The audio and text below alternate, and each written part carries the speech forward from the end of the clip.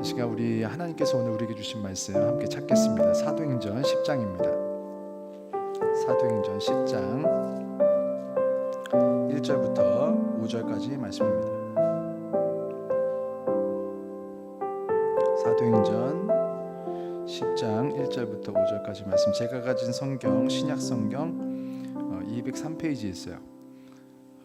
우리 성도님들은 초신자분들이 좀 계셔서 이렇게 앞쪽 말고 뒤쪽에 가면은 페이지 수가 다시 시작하는 곳이 있죠. 그 신약 성경이 있는데 저 뒤쪽에서 204페이지 보셔야 됩니다.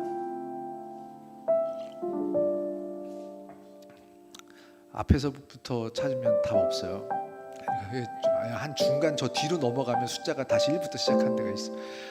거기 신약 성경인데, 자 사도행전 10장 1절부터 5절까지 말씀. 혹시 좀 늦으시면 앞에서 또 띄워드릴 테니까 또 함께 읽으시면 되겠습니다. 자 우리 말씀을 띄워주시는 잘했어요.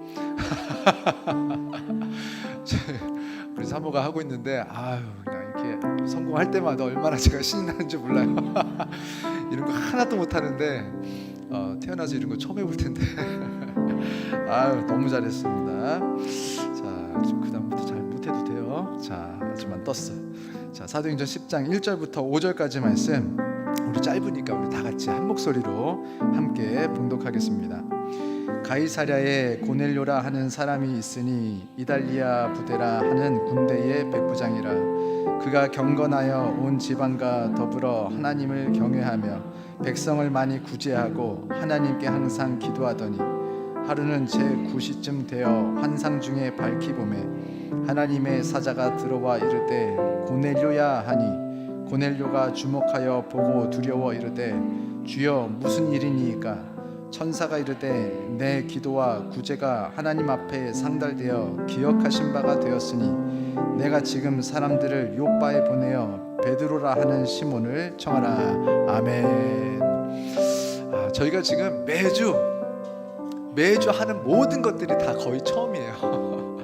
오늘 지금 이 방송에서 TV로 카메라가 잡혔다가 PPT가 잡혔다 하는 것도 지금 처음 하는 거예요. 그래서 어젯밤 10시까지 다른 교회 어떤 부목사님 또 와서 도와주시고 음향하는 분들 원래 오전만 하셔야 되는데 돕겠다고 이렇게 밤까지 여기 남아서 저도 사실은요 이게 너무 힘들지만 하나하나 들 때마다 얼마나 마음이 막 신이 나는지 몰라요. 지금 그리고 실시간 영상 지금 오늘 처음 나가고 있거든요. 지금 밖에서 이게 소리가 들리는지 어쩌는지 뭐 아무것도 몰라요. 오늘 다 처음 해보는 거예요. 그래서 크게 공지도 안 했어요. 근데 이렇게 뭐라 그래야 될까요? 변화가 되고 성장하는 게 사실은 사람이 참 안 보입니다. 성장 속도가 굉장히 더뎌요. 근데 성장이 한번 되고 나면은 정말 그 세상 그 어떤 것보다도 능력 있는 게 사람이 보니까.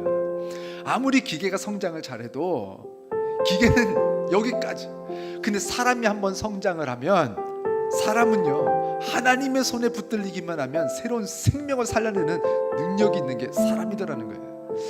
오늘 하나님께서 이렇게 기계도 새로운 것들을 계속 하게 하시면서 이렇게 조금 발전해도 이렇게 제 마음이 기쁜데 우리가 조금 성장하고 오늘 말씀 듣고 또 조금 성장할 때 우리 아버지의 마음이 얼마나 행복할까. 그런 감정과 그런 생각을 떠올리지 않으면 사실 신앙생활은 어렵습니다. 신앙생활은요 하나님 아버지의 감정을 공감하는 데서 시작이 되고 공감하는 데서 끝이 납니다. 여기 그 누구도요 죽을 때까지 죄 안 짓고 죽을 수 있는 사람은 없어요. 예수를 아무리 잘 믿고 매일 기도하고 목사의 뭐 선교사가 돼도 평생에 우리가 이렇게 흙으로 지어지는 한 자꾸 죄를 떠올리는 것을 멈추지를 못해요. 그럼에도 불구하고 하나님께서 우리에게 구원받게 하신 것은 우리가 죄를 안 지어서가 아니에요. 우리가 잘해서가 아니에요. 뭘 이렇게 능력이 있어서 뭘 많이 배워서 돈이 많아서 그래서 하나님께 헌금했더니 하나님이 헌금 잘했다 내가 큰 도움이 된다 그러실까요? 아니, 그것도 아니에요. 헌금이 도움이 되는 게 아니라 내가 아버지께 뭐라도 드리고 싶어 하는 그런 마음, 아버지께서 바라보고 계시는 사람들, 내 자녀들에 대한 아버지의 감정. 저희가 아이 따위 왜 돈을 보냅니까? 우리 더 어려운데. 우리 지금 간판도 없어요. 찾아오기 어려우셨죠? 주님의 뭐 무슨 교회라고 붙어 있어. 그러니까 우리 교회 이름도 없어요. 맞아요, 돈 없어요. 그런데도 우리가 왜 지금 필리핀에다가 돈을 보냈을까요? 하나님의 감정이 어떤지 공감한 사람들은요, 지금 내가 아프고 힘들고 내가 부족한 것보다 정말 더 아프고 더 힘들고 더 마음이 아픈 그런 자녀들이 있단 말이에요. 집안에도 보면 다 부족하지만 특별히 부족한 자녀들이 있어요. 그 자녀들을 보면서 우리 부모들이 느끼는 감정이 있잖아요. 그럼 첫째가 조금 부족해도 더 부족한 둘째를 챙기고 셋째를 챙길 때 아버지의 마음이 어떠시겠냐고요. 그 감정을 공유하고 공감하는 사람들이 결국 교회에 남는 것이고, 그 사람들이 성도가 되는 것이고, 그 사람들이 성도의 일을 하는 것입니다. 내 다 배부르면 채우겠다, 그거는 절대 우리 기독교, 우리 교회 역사에는 전혀 없는 일이었어요. 나도 부족하지만 더 부족한 내가 사랑하는 내 동생들, 내 형제들을 떠올리고 사랑하게 되는 것이, 이것이 하나님의 형상입니다. 부모님들이 우리가 배가 불러서 자녀 먹이나요? 내가 못 먹어도 내 자녀가 배고프면 내 자녀부터 채우고 싶고 먹이고 싶은 게, 이게 내 욕심이에요. 심지어 내 욕심으로 내가 안 먹고 자녀를 먹입니다. 왜냐면 나는 사랑하는 사람이 됐기 때문에. 제가 한 5주 6주 정도를요, 제가 앞에 사도행전 가지고 계속 설교를 하고 있었어요. 사실은 이렇게 이 흐름 안에서 설교를 들으시는 게 참 중요합니다. 사도행전이 특별히 좋은 이유가 뭐냐면은, 어떻게 보면 처음 예수 믿고 구원받게 되는 그 과정, 그리고 성령 받게 되는 과정, 성령 받고 또 낙심하고 넘어졌다가 다시 일어나는 과정까지 다 한 번 이렇게 모아져서 나오는 곳이 잘 없어요. 예수님이 어디 가셔서 누굴 만나고 한 번 땅땅땅 몇 가지 역사가 일어나고 또 옮겨가시고 이렇게 하시는데, 사도행전은요 이렇게 꾸준하게 사람이 성장해서 자라고 넘어지고 일어서고 그 과정이 쭉 시작되는 게 딱 모아진 곳이 사도행전이에요. 그래서 사도행전을 좀 잘 보시면 좋습니다. 앞으로 어떤 신앙생활을 해야 되나, 특히 우리 교회 초신자분들 많으니까 이게 뭐 어떻게 되는 거야 예수 믿으면 하는 것들 사도행전에 집약이 돼 있어요. 그래서 처음에는 좀 읽기 어려우셔서 제가 볼 때는 개역개정 일단은 같이 읽으셔야겠지만 안 보여요. 뭐라고 써있는지 전달해 주셔도 돼요. 그냥 앞에서 뭐가 문제가 있을 수도 있는데 괜찮은, 이게 개척교예요. 그래서 여러분, 우리가 그 사도행전을 좀 읽어보시면, 특히 이제 개역개정보다는 어쩌면은 좀 어려우시면은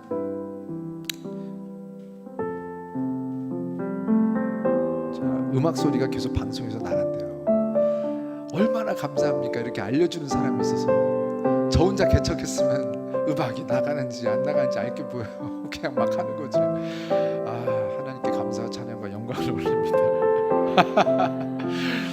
사도행전을 보시면 참 좋아요. 그래서 여러분 개역개정도 보시면 좋지만, 혹시 읽기 어려우신 분들은 세 번역 보셔도 좋고 어떤 번역을 보셔도 좋습니다. 좀 쉬운 버전 제가 나중에 또 알려드릴게요. 자, 오늘 이렇게 이 사도행전의 말씀을 제가 쭉 전하면서 유대인들이 막 이렇게 막 변화되고 일어서고 하는 과정에서 오늘 누가 나오냐면 고넬료라는 사람이 나옵니다. 고넬료라는 사람, 발음하기 좀 어려운데 이제 앞으로 좀 기억을 하셔야 돼요. 굉장히 중요한 사람입니다. 왜냐하면 그 당시 복음은요, 이스라엘 사람들을 위한 복음이라고 생각을 했어요. 이스라엘 사람들이 구원받기 위한 복음이라고 생각했는데, 그 이스라엘 사람들이 아니라 우리도 이방인이거든요. 이스라엘 사람들이 아니 우리 모두에게 하나님께서 복음을 주시고 성령을 붓고 계시는구나 하는 것을 깨닫게 한 놀라운 사건이 시작된 곳이 여기입니다. 고넬료 집안이에요. 가이사랴라는 곳에 고넬료라는 사람이 있는데, 성경에 보니까 뭐라고 나오냐면 이탈리아 군대의 백부장이라고 나옵니다. 다시 말해서 군인 100명을 책임지는 사람이니까 우리나라로 치면 뭐 중대장, 뭐 대대장 정도, 뭐 요런 분이에요. 성경에 보면요, 우리 개역개정에는 이달리아라고 나오는데 이거 어디야? 이탈리아예요. 이탈리아인데 지금은 로마가 이탈리아의 수도잖아요. 그렇죠? 이탈리아가 아마 로마가 요만큼 있는데, 사실 원래 그 당시 2000년 전에 당시에 로마 제국의 이름이었지 사실 이 도시 이름이 아니었어요. 전체 제국이 로마 제국이다 이렇게 말을 했고, 전체 국토를 아우르는 국토명으로 뭐라고 쓰였냐면 그것이 이게 이탈리아였습니다. 그래서 이탈리아와 로마의 무게가 지금 사실 바뀌어 있어요. 그래서 지금은 이탈리아의 수도가 로마지만 그 당시는 제국의 이름은 로마, 국토의 이름이 이탈리아, 이렇게 보시면 됩니다. 자, 그래서 당시 로마는요 이스라엘을 식민지 삼고 있었어요. 식민지로. 이스라엘이 아무리 하나님의 심판을 받은 상태이긴 하지만, 그렇지만 로마가 지금 이스라엘을 포로로 잡고 있는 것은요, 분명히 성경적으로 아주 폭력적이었던 것이고 억압이었고, 자유를 착취하고 인권과 재산을 빼앗고, 하나님께서 주신 형상을 가지고 있는 우리 인간들 사이에서 서로 간에는 절대 있어서는 안 되는 일, 다시 말해서 강력하고 더러운 죄를 짓고 있던 나라가 로마였습니다. 하나님의 형상이 다른 하나님의 형상을 착취하고 폭력으로 대하는 거예요. 내가 착취하고 있는 이 대상도 하나님의 형상인 거예요. 지금 누가 누구를 지금 억압하고 누가 누구를 식민지를 삼습니까? 지금 로마는요, 지금 하나님의 눈에 너무너무 싫은 나라였어요. 지금 하나님을 믿는 나라도 아니었고 하나님의 자녀가 아니라 사단의 자녀로 살고 있는 나라였어요. 당연히 하나님께서 로마를 굉장히 싫어하셨겠죠.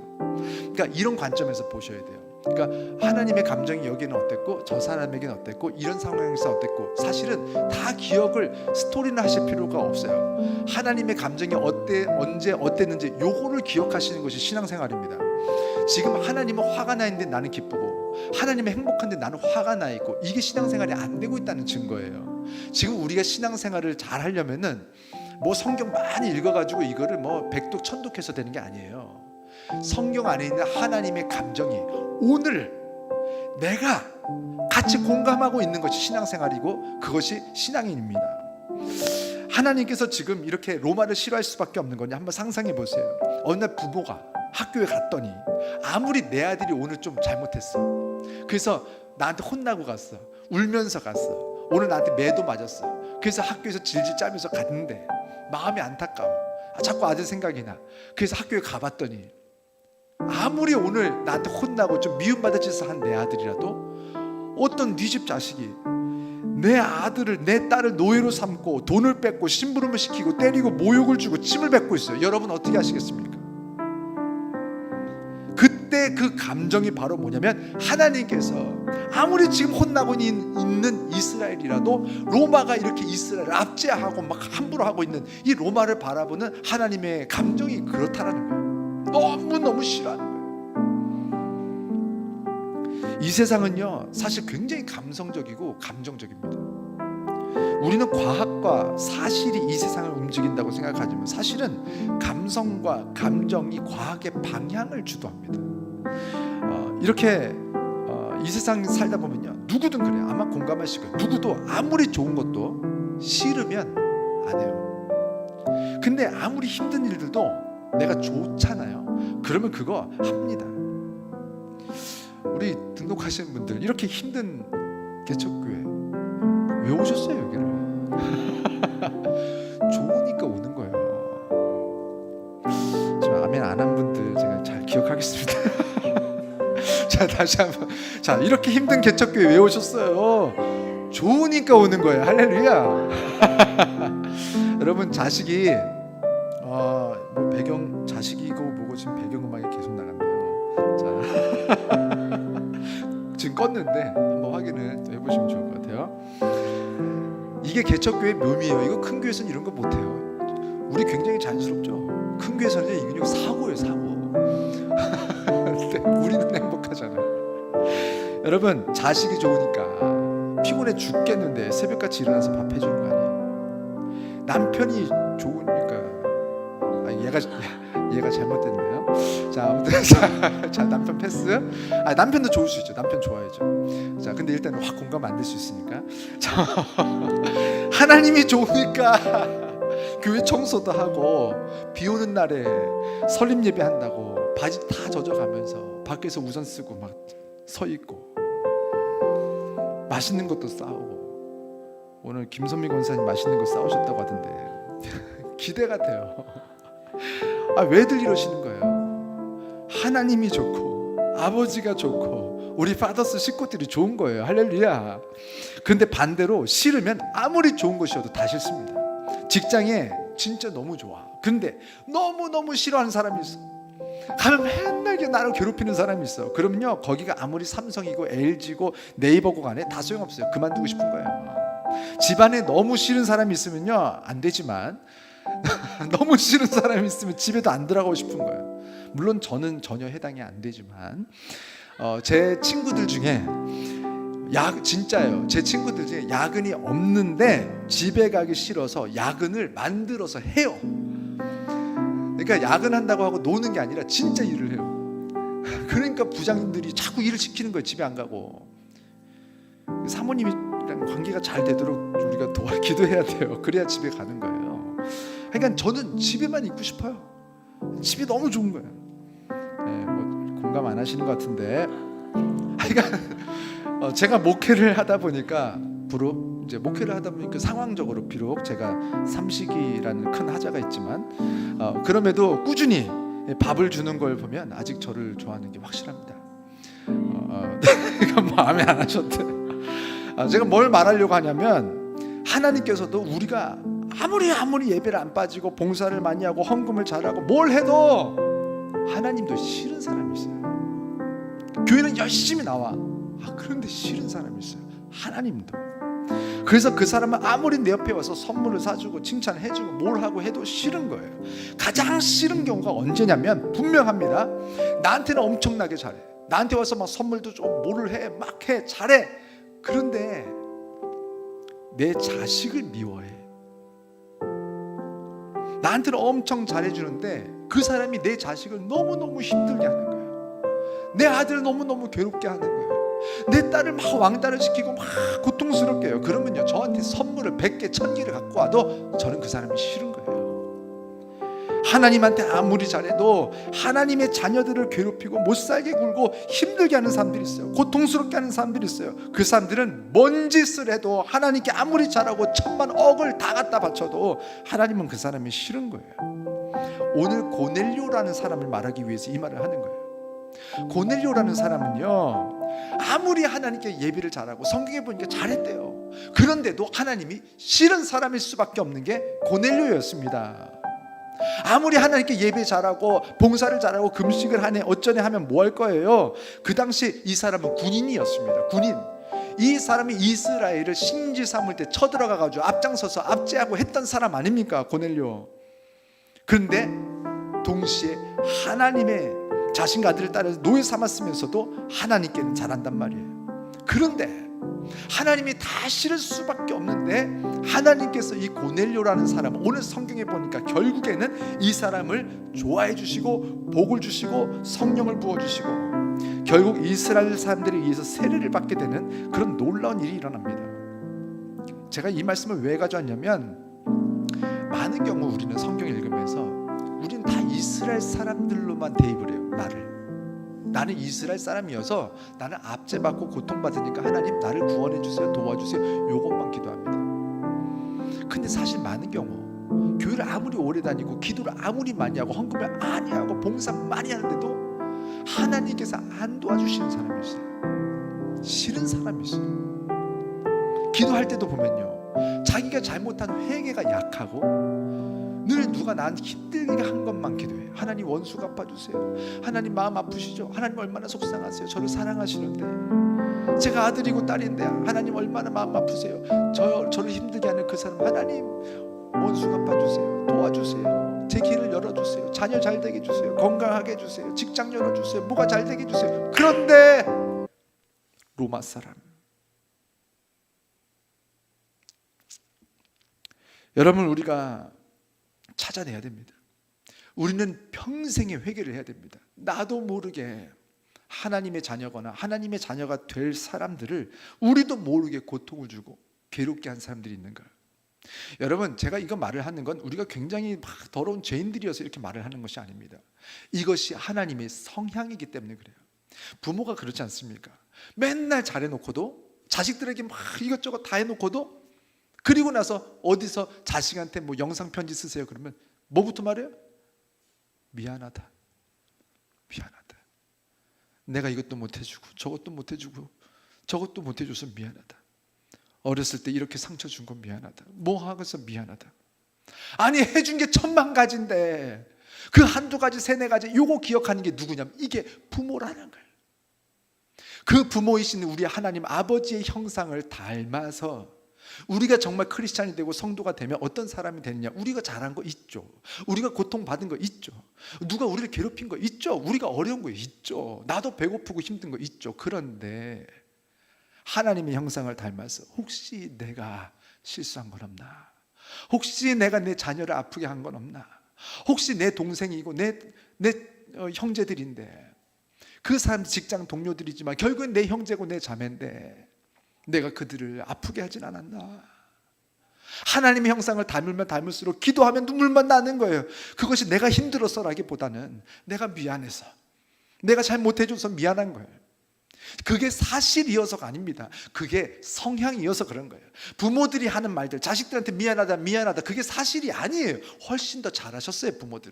부모님들은 칭찬 받으셔야 됩니다. 영광 받으셔야 됩니다. 그런데도 부모들이 미안해하는 것은 사실이어서가 아니라 성향이 그런 거예요. 크리스찬은요 성향입니다. 믿음은요 성향입니다. 믿음을 가진 사람들에게 나타나는 성향이 있습니다. 그 성향의 믿음을 증거하는 거예요. 우리들의 성향은 어떻습니까? 하나님 앞에 섰을 때 우리들의 성향은 어떻습니까? 하나님 앞에서, 사람 앞에서, 성도들 앞에서, 자녀들과 남편과 아내 앞에서, 자식들 앞에서, 부모 앞에서 우리들의 성향은 어떻습니까? 그것이 팩트인지 아닌지, 사실인지 아닌지를 묻는 게 아니에요. 하나님을 닮아 있는지만 알고 싶은 거예요. 우리는 우리 아버지 하나님을 닮고 있는지, 그렇지 않은지 이 시간 찾아내게 하시는 성령의 충만한 역사가 있기를 오늘 우리 모든 성도님들과 저에게 있기를 주의 이름으로 축원합니다. 여러분, 오늘 고넬료를 잘 보시면 답이 있습니다. 고넬료는 저렇게 미움을 받을 수밖에 없는 사람이지만, 어떻게 보면 우리 같은 사람이지만, 왜 하나님께서 저 사람을 도우시고 왜 저 사람이 성령 받는 데까지 인도하게 하셨는가? 자, 사도행전 10장 44절 45절 한번 읽어보겠습니다. 띄울 수 있다면. 아유, 잘했어. 칭찬합니다. 자, 44절 45절 말씀 우리 한 목소리로 읽겠습니다. 시작. 베드로가 이 말을 할 때에 성령이 말씀 듣는 모든 사람에게 내려오시니 베드로와 함께 온 할례 받은 신자들이 이방인들에게도 성령 부어 주심으로 말미암아 놀라죠. 어떻게 저런 사람들에게 하나님께서 성령을 부어 주시는가? 그런데 우리도 이제 고넬료처럼 성령 받을 수 있는 길이 열린 거예요. 그러니까 고넬료를 축복해 줘야 돼요. 사도행전 10장 2절을 보니까 이 사람이 어떤 사람인지에 대해서 성경이 말하는 네 가지가 묘사가 되고, 10장 22절을 보면 사람들이 평가하는 고넬료에 대한 묘사가 세 가지가 나와요. 자, 사람들이 먼저 평가를 어떻게 했는지를 보고 그 다음에 하나님의 평가를 보겠습니다. 10장 22절 말씀. 잘했어요. 자, 우리 함께 22절 말씀. 이제 잘했어요. 그만해야 되는데. 자, 한 목소리를 읽겠습니다. 그들이 대답하되 백부장 고넬료는 의인이요 하나님을 경외하는 사람이라 유대 온 족속이 칭찬하더니 그가 거룩한 천사의 지시를 받아 당신을 그 집으로 청하여 말을 들으려 하느니라 한데, 사람들이 지금 고넬료를 어떻게 보면요, 첫 번째 의인이래요. 두 번째 하나님을 경외하는 사람이래요. 세 번째 유대 온 족속이 칭찬을 한대요. 사람들이 볼 때 이렇다. 이거 굉장히 좋은 겁니다. 그러나 사실은 정확하지는 않아요. 우리도 다들 이쯤이면 한 번씩은 작든 크든 사실 누군가에게 좀 속아도 보고 살면서 뭐 크든 작든 조금 사기도 당해보고 뭐 그러시지 않았겠어요? 사람들이 볼 때는 의인이고 사람들이 볼 때는 칭찬받는 사람 중에 이단도 많습니다. 신천지들이요 그렇게 교회에서 잘해요. 굉장히 잘합니다. 그런다고 이제가 내가 의심받지 않으려고 잘 못하겠다 이렇게 생각하시면 안 됩니다. 성향이에요. 성향. 잘하려고 해야 되는데 그 사람들이 흉내를 내는 거고 우리는 진짜고. 걱정이네. 갑자기 못할까 봐. 여러분, 정말 좋아 보이는 사람들 중에 악한 사람도 많아요. N번방 사건 혹시 기억하세요? 조주빈. 이건 뭐 모를 수가 없죠. 우리나라가 발칵 뒤집어졌으니까 수많은 여자 아이들을 그 어린 아이들을 막 중학생 이런 애들을 성적으로 농락하고 그 아이들을 촬영을 영상을 해서 온 세상에 뿌리고 다녔던 그 마귀 같은 사람. 그러나 여전히 구원받아야 되는 사람. 어찌됐든 그 조주빈도 그렇게 악하게 하면서 뭘 했냐면 봉사활동을 다녔더만요. 그리고 여기저기에 구호활동하고 구성금을 내고 조주빈이 그 악한 걸 하면서도 사람들은 조주빈을 좋게 본 거예요. 와, 존경스럽다. 저렇게 살아야 되는구나. 너무너무 멋있다. 이렇게 했어요. 사람들은 거기까지 보는 거예요. 못 보는 거예요. 자, 고넬료에 대한 평가를 다 그냥 뒤집자는 건 아니지만 사람들이 한 평가에 대해서 너무 이렇게 인식을 안 하셔도 되고, 우리가 성경에서 찾아내야 되는 것은, 그래서 하나님은 고넬료를 뭐라고 하셨나? 오늘 성경이 말한 고넬료, 그거를 우리가 좀 찾아봐야 되는데 그건 10장 2절에 나와요. 자, 하나님은 뭐라고 하셨나? 고넬료에 대해서 한번 우리 함께 읽어보겠습니다. 시작. 그가 경건하여 온 지방과 더불어 하나님을 경외하며 백성을 많이 구제하고 하나님께 항상 기도했더니. 자, 첫 번째 경건했다고 나오고, 두 번째 온 지방과 더불어 하나님을 경외했대요. 세 번째 백성을 많이 구제했대요. 네 번째 하나님께 항상 기도했다. 성경이 말하는 이 고넬료는 이 네 가지 사람으로 하나님께서 요약해 주신 거예요. 여러분, 하나님께서 여러분을 요약한다면 뭐라고 요약하실까요? 누구누구 성도는 이런 사람, 이런 사람, 이런 사람, 이런 사람, 막 낯이 뜨거워지죠. 막 나를 뭐라고 정리하실까? 여러분, 항상 이 성경이 이게 천국에서는 끝나지 않았을 거 아니에요. 나중에 기록되면 우리가 뭐라고 기록될까? 그거를 좀 생각하면서 우리가 말씀을 들으면 좋을 것 같아요.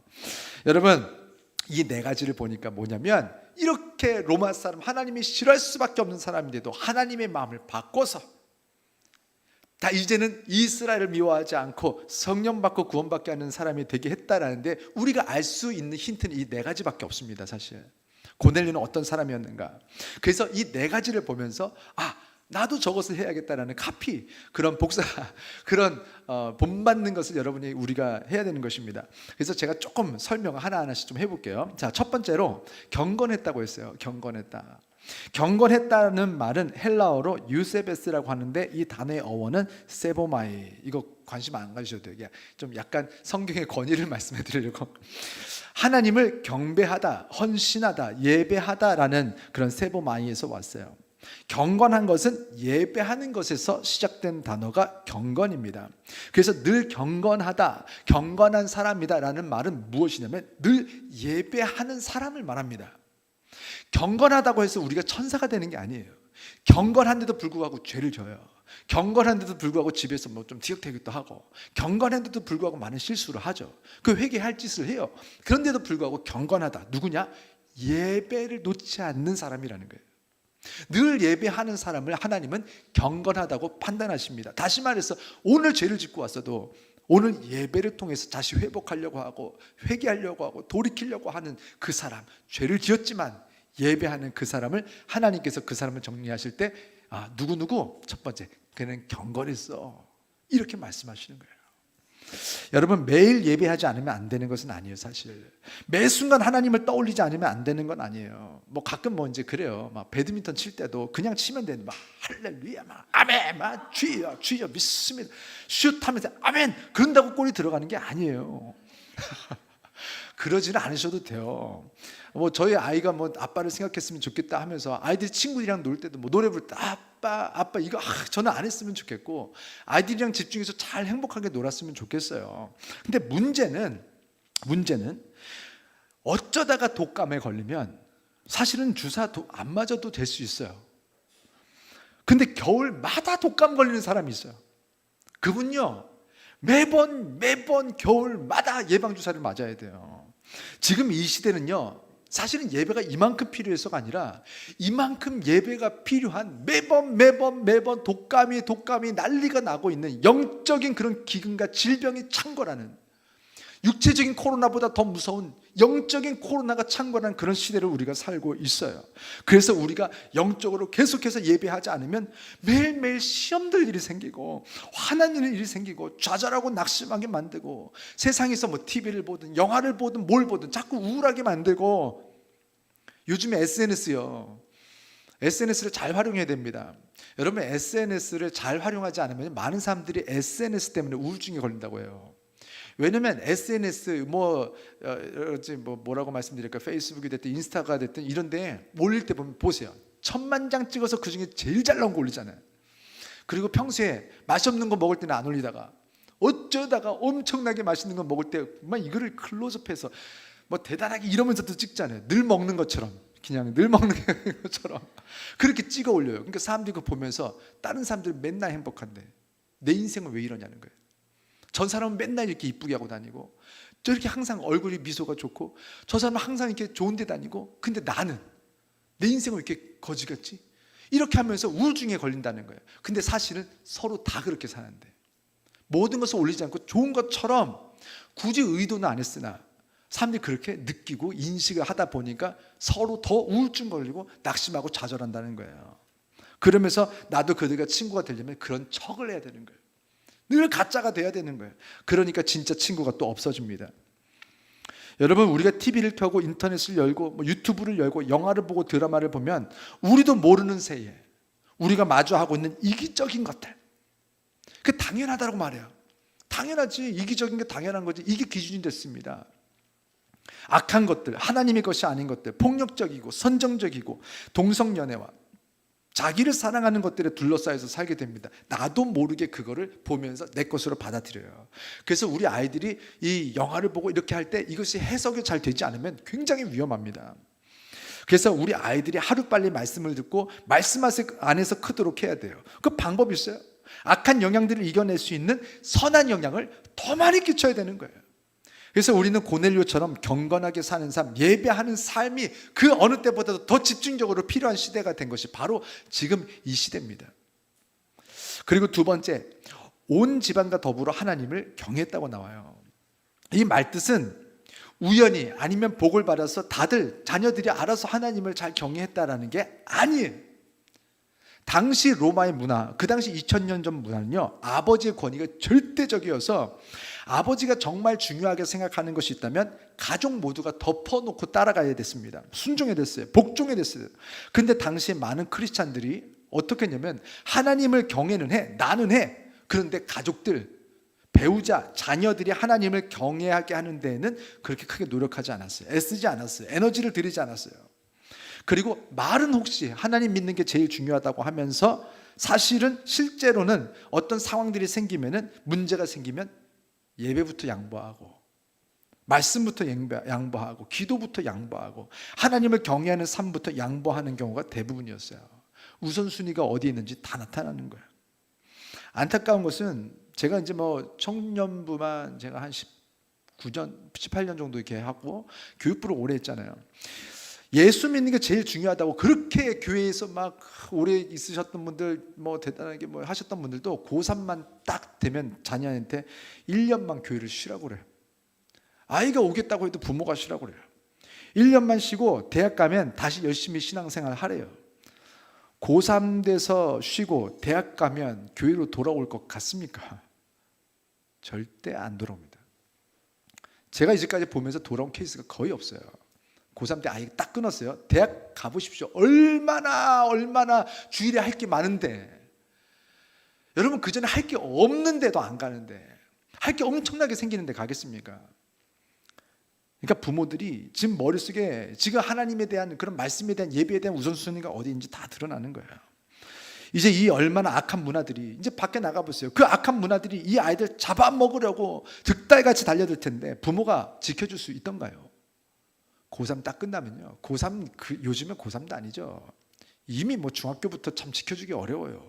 아이들이 뭘 하는지 도대체 알 수가 없는 세상이에요. 밖에서 뭘 하고 돌아다니는지 알 수가 없어요. 이제는 시대가 인권 이러면서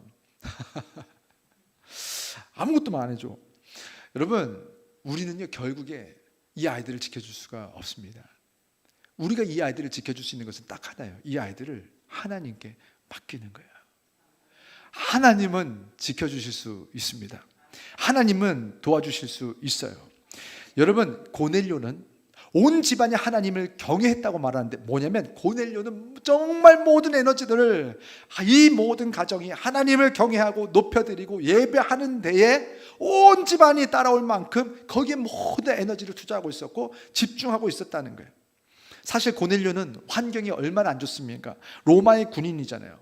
로마가 얼마나 음란했는지 모릅니다. 당시에 이방 신저들을 로마에 세워놓고 성창을 뒀어요. 뭐냐면 성전에 창녀를 두고 거기서 예배하러 온 사람들이 성전의 창녀와 성행위를 통해서 기도를 했습니다. 그것이 기도라고 생각을 했어요. 그래서 그 로마 역사에도 보면요, 이 매독, 이 성병들이 온 나라에 퍼져가지고 사람들이 막 죽어나가는 거예요. 그게 로마 역사 찾아보면 다 있습니다. 굉장히 음란했어요. 그것들이 다 로마를 뒤덮고 있었고 그게 문화가 됐기 때문에 누구도 뭐라고 안 했어요. 그런가 보다, 저렇게 하는 건가 보다, 음란한 거라고도 생각하지 않았어요. 그런 문화에서 먹고 자라온 사람이 고넬료고, 내 아이들이 학교 가고 어디 가면 맨날 그런 문화 속에 살고 있는데 온 집안이 하나님을 경외했다. 그건요, 그 문화를 이길 만큼 많은 예배가 그 안에 있었다는 거예요. 어떤 우선순위에서도 양보하지 않아야 지킬 수 있는 것이 하나님을 경외하는 것이었는데 고넬료는 그것을 했다는 것입니다. 저희는 이 작은 교회에 굳이 잠옷실을 만들었어요. 사실은 저렇게 잠옷실 처음에 고민을 안 한 건 아니에요. 그런데 저는 그런 생각했습니다. 이 아이들이 어려서부터 교회에서 자라나게 해야 된다. 그러려면 아이들이 어려서부터 올 수 있는 공간이 있어야겠다 해서, 사실은 저희 딴에는 굉장히 큰 공간이거든요, 저희가. 근데 저기를 잠옷실로 이렇게 할애를 해야겠다. 어린 아이들이 그냥 교회 문화에 익숙해지고 찬양에 익숙해지고 교회 안에 있는 성도님들의 표정을 보면서 자라나게 해야겠다. 여러분, 이런 고넬료 같은 에너지가, 하나님을 향한 에너지가 우리 모든 성도님들의 가정과 저희 가정의 길을 주 이름으로 축원합니다. 세 번째로, 백성을 많이 구제했고, 네 번째로, 항상 하나님께 기도했다고 했습니다. 이걸 묶어서 말씀드릴게요. 고넬료는 가난하고 어려운 사람들을 많이 도와줬대요. 이것은요, 일부러 한다고 되는 것이 아닙니다. 이거 한두 번 하는 거지 못해요. 누구 도와주는 거 그거 한두 번입니다. 지속적으로 못 도와줘요.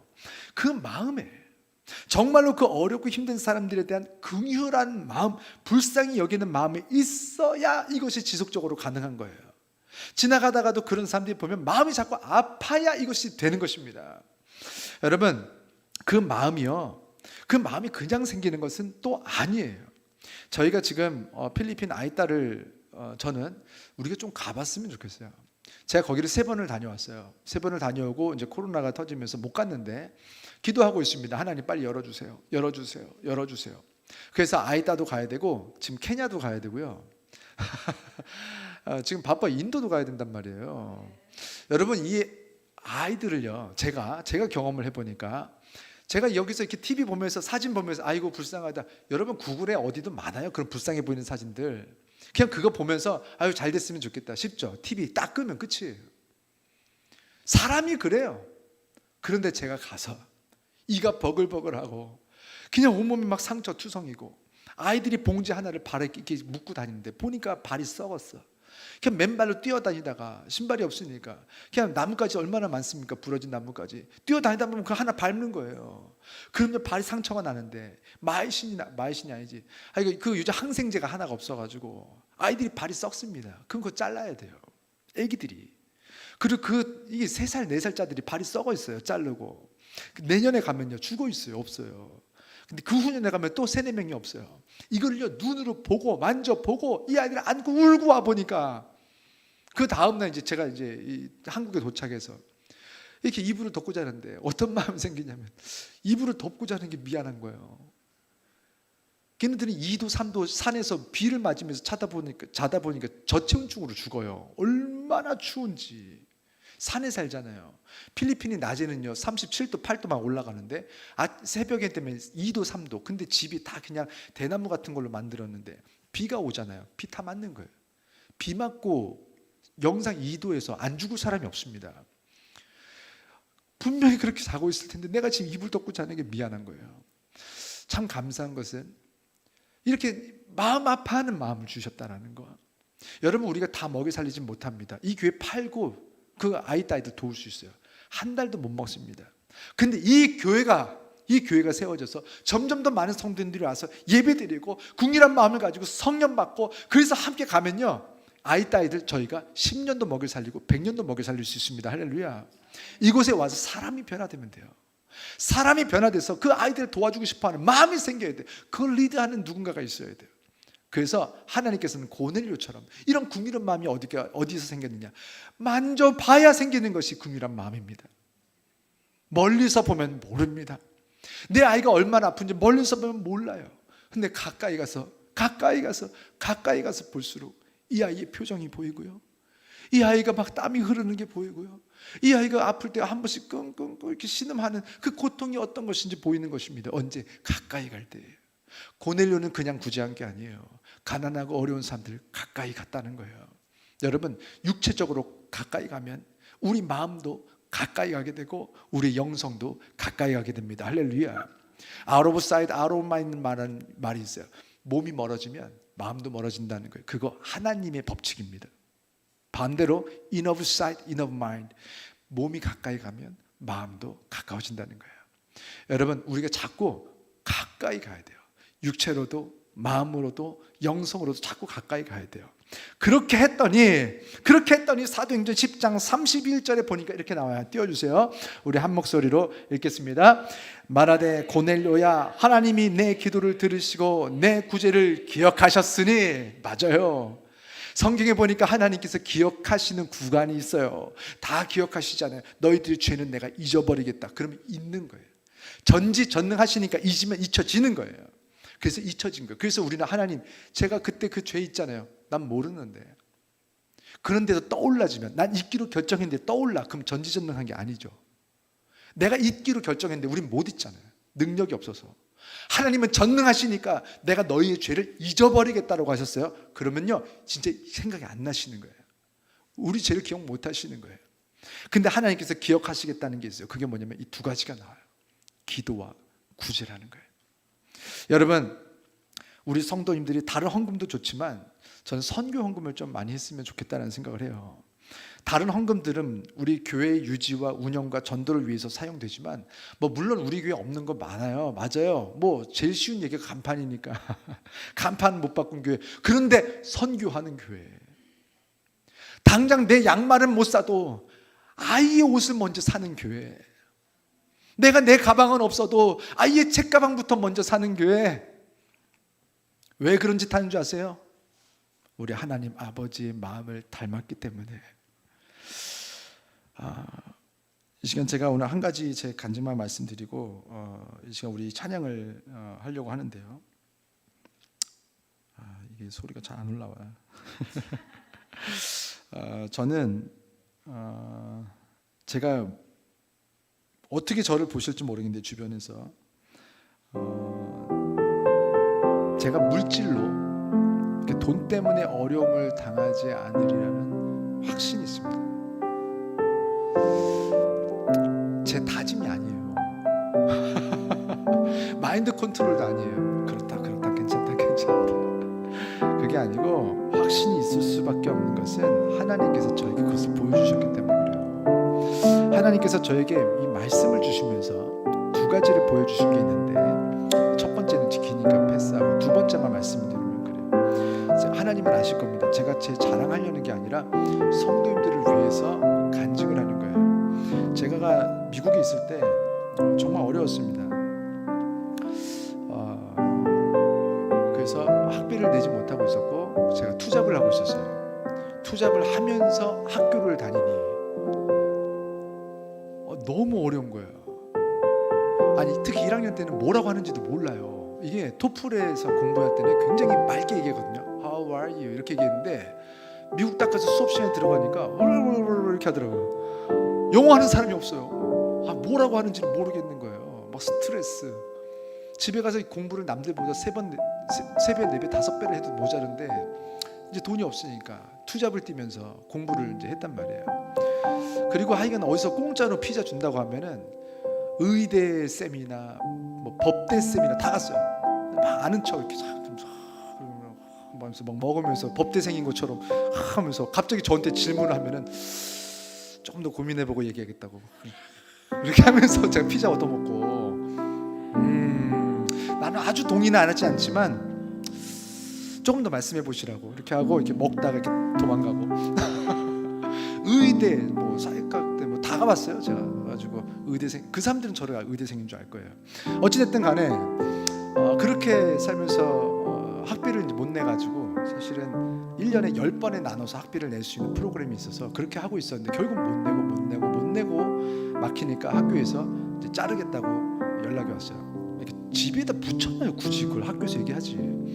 되게 기분 나빠요. 그것도 왜 굳이 빨간색으로? 빨간색. 하여간 좀 속상은 했지만 어찌됐든 제가 결국에는 이게 학교를 다닐 수 없게 되는 그런 상황이 됐었습니다. 근데 제가 이제 교회에서 사역을 하고 있었는데 한번 북한 선교사님이 오셨어요. 북한에 사역을 하시는 미국 시민권을 가지고 계신 분인데 그러니까 북한을 들어갈 수가 있었어요. 그래서 사실은 안에서 이렇게 내부적으로 복음을 전하시는 거예요. 이거를 대외적으로 지금 북한에서 가지고 있는 그런 교회들이 있는데 다 가짜입니다. 김일성 그런 주체 사상에서 벗어나는 복음은 아무것도 못 전해요. 중국의 삼자 교회도 그렇습니다. 중국 공안에서 다 검열을 해서 성경에서 이것 빼고 저것 빼고 이것 빼라 한 것들만 설교할 수 있는 곳이 삼자 교회고 7,000명, 8,000명씩 모이는데 사실 가짜예요. 진짜 온전한 순전한 복음은 사실 지하교회에서 전해지고 있습니다. 중국에서 지금도, 북한도 그렇습니다. 지금 복음이 굉장히 왕성하게 전해지고 있어요. 북한에 지금. 근데 그 선교사님이 들어오셨는데 얼마나 어려운지 너무너무 어려우신 거예요. 가지고 들어가서 뭔가 성경책도 보급하려면 사실은요 많은 여기서 다 설명할 수 없지만 많은 돈이 필요합니다. 지하교회까지 성경책을 가지고 들어가야 된단 말이에요. 그래서 잡히면요 그 선교사 한 분도 그저 죽어서 나왔잖아요. 결국 막 쓰러지는 것처럼 왔다가 미국에 도착해서 죽었죠. 그런 상황인 거 알면서도 복음을 전하는 그분을 보고 제가 기도했어요. 하나님, 제 지금 지갑에 지금 20몇 불, 한 3만 원 정도 있습니다. 근데 제가 가진 게 전부인 거예요. 근데 이분을 너무너무 돕고 싶은 거예요. 저는 지금 어떻게 하면은 좀 더 열심히 잘해보겠다고 미국까지 왔는데 지금 저 사람들은 지금 당장 복음이 없어서 죽어가고 있습니다. 하나님 도와주세요. 하나님 저분들 도와주세요. 근데 하나님께서 지금 내가 도와줄 수 있는 것들을 나에게 주셨다는 것을 알게 하셨어요. 그래서 제 지갑을 열어보니까 한 20몇 불 있더라고요. 몇 센트까지 해서. 그래서 제가 그것을 다 꺼내서 봉투에 넣었어요. 하고 선교사님 밖에 계실 때 하나님께서 이렇게 저에게 이런 마음을 주셨다고 제가 가진 전부입니다 이렇게 하면서 드렸어요. 그렇게 드렸는데 하나님께서 그것을 기억하시더라고요. 제가 2011년에 하나님을 만났습니다. 2011년에 하나님을 만나는데 하나님께서 그때 말씀하시더라고요. 내가 남못에 내가 너 두 가지 기억한다. 첫 번째 예전에 있었던 일, 두 번째 미국에서 북한 선교사 도왔지. 내가 너의 구제를 기억한다. 내가 너의 기도를 기억한다. 그리고 저에게 약속하신 게 있는데 남못에 내가 다시는 너를 물질로 어렵게 하지 않겠다.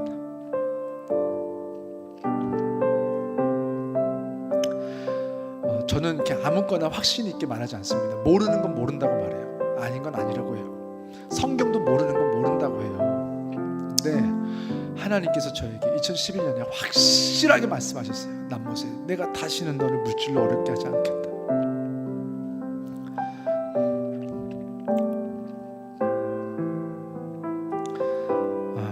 그리고 나서 제가 개척을 시작할 때 한 100분은 다 말씀하셨어요. 야, 이거 어렵다. 이거 어떻게 하려고 하냐. 개척교회 안 된다. 지금 누가 개척교회를 하냐. 봐라. 지혜가 있으면 봐라. 누가 개척교회 하는지. 다 접었다. 있던 교회. 다 어려워서 보증금 못 내고 월세 못 내서 보증금 깎이고 다 쫓겨났다. 실제로 많이들 쫓겨났어요. 코로나 2년 동안 15,000 교회가 문을 닫았습니다. 다 제 친구들이고 저랑 친한 형들이고 저랑 같이 공부했던 동료들입니다. 근데 하나님께서 저에게 약속하셨어요. 남못에 내가 절대로 물질로 너를 어렵게 하지 않겠다. 그래서 저는 확신을 가지고 4월에 나왔는데 교회도 없고 아무것도 없었어요. 돈도 없었어요. 아무것도 없었어요. 그러면서 집에서 부엌에서 설교 촬영을 하면서 교회를 준비하는 예배를 시작했습니다. 그런데 신기한 건 사람들이 제 설교를 보는 거예요. 아무도 없는데 나는 성도님도 없고 교회 이름도 없고 아무것도 없고 지금 부엌에서 지금 앉아서 예배드리고 있는데 유튜브로 400명을 보고 600명이 보고 1000명이 보는 거예요. 그러면서 수요 성경 세미나 하는데 누군지도 모르는데 수요 성경 세미나 감사해서 100만 원을 보내고 그렇게 어렵고 힘든 선교사님들이 또 100만 원을 보내고 케냐 선교사님이 200만 원을 보내고 인도 선교사님이 70만 원을 보내고. 선교사님들 진짜 어렵거든요. 누가 선교사 도와요 요즘에? 근데 그 선교사님들이 저를 돕더라고요. 잘 모르는 선교사님들이 심지어. 저는 분명하게 믿습니다. 하나님께서 그 선교사님들을 통해서 저를 먹이고 계셨어요. 사례비가 어디 있습니까? 근데 하나님께서 먹이셔서 저희 다 먹고 살아요. 저 굶어 죽을 것 같죠? 갑자기 집에 가보니까 떡이 하나 생기는 게 아니에요. 진짜 하나님이 돈을 보내주세요. 그래서 저희 먹고 살아요. 여러분, 제가 보여드릴게요. 하나님의 눈을 가지고 하나님의 자녀들을 먹이는 사람이 어떻게 먹고 사는지 한번 보여드리겠습니다. 여러분, 저희 우리 성도님들 고넬료처럼 하나님 앞에 기도와 구제로 나아가는 성도님들이 되기를 주의 이름으로 축원합니다. 하나님께서 여러분이 기도와 구제를 기억하고 계십니다. 그리고 하나님께서 하나님의 자녀들을 먹이셨죠? 하나님께서 여러분들의 자녀를 먹이실 것입니다.